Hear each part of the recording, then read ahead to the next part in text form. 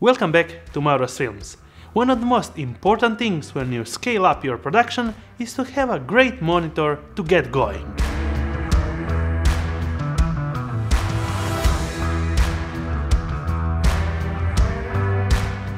No matter if your camera has a smaller screen like the Sony A7S III or R3, or if you have a bigger camera with a bigger 5-inch screen just like the Blackmagic 6K. So today we are going to have a deeper look on a new released monitor that packs a lot of features. It's called the PORTKEYS LH5P 5.5 brightness nit screen. So what's interesting about this monitor? Well, you can actually control wirelessly your dedicated camera just like the Blackmagic 6K straight from the monitor touchscreen interface. Just like record and stop recording, ISO value, shutter speed value, and all the other things that matter straight from the monitor that you connected to your Blackmagic or any other supported camera. Another great feature of this monitor is that you can actually connect a tilt-a-nucleus follow focus system and get it controlled straight and control the focus via the touchscreen function. Something never seen before in such a small screen. So let's get straight into the features. In the box you will find the USB-C control cable, power cord, lens-C control cable, short elbow antenna, another antenna, USB dongle for upgrading and loading your dedicated LUT, and an amazing hard-shell small case. Let's get straight to the layout of the buttons and all the connections that this monitor packs. On the right you will find the HDMI in and pass-through connection up to 4K DCI 24 frames or UHD 30 frames per second. The headphone jack to monitor the audio. On the right side there are vents to cool down the monitor, and on the upper part 4 F buttons with the menu navigation buttons. Under the monitor the remote USB connection, the upgrade USB A port and the 724V DC in port. In the middle you'll find just one 1/4 screw mount. You are ready to get straight into the menu settings. The connection to the camera can happen in two ways: camera control cable or actually wirelessly straight to your camera via Bluetooth connected to your monitor, the LH5P.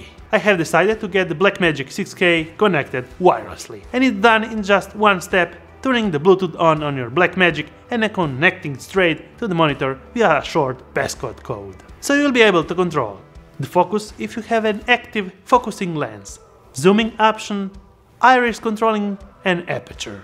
You are also able to control your shutter speed value, ISO values, frame per second, off speed control function, white balance, tint, and all your dedicated color and recording formats with the resolution available straight from the monitor connected via Bluetooth. A and B focus point if you have the tilt-a-nucleus follow focus connected.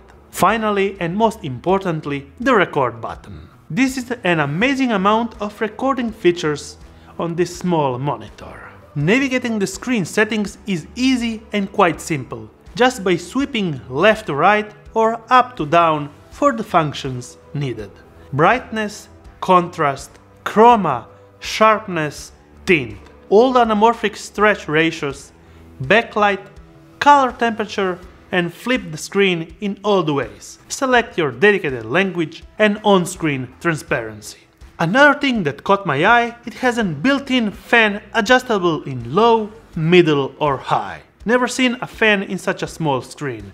Great and amazing to have a cool down for the whole system. Loading and enabling your dedicated 3D LUT from the USB drive. On the upper buttons you can dedicate your shortcuts just like waveforms, monocolor, picking and false color. You can add additional stuff just like to check the field, the guides, the crosshair, girds, picking, zebras, underscan, luma, histograms, waveforms, RGB, audiometers, and 3D LUT with the zooming function. The brightness of this screen is 1700 nits, making it suitable for all-day shooting even in brighter sunlight days. It's not the brightest monitor out there, but it's fairly bright. Power consumption of this monitor is 10 watts hour, So you will be able to get going for 4 hours straight if you use bigger MPF batteries mounted on the back plate. Let's get straight on my opinions about this monitor. Menu layout is okay.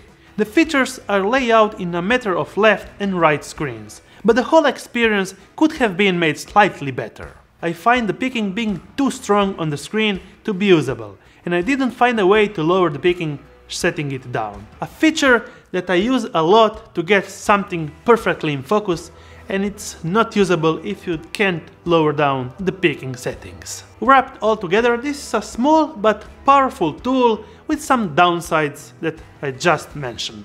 If you have any questions about this monitor, please feel free to comment down below and I will be happy to answer them all. I will be using this monitor in my future project and maybe I come back with an updated review.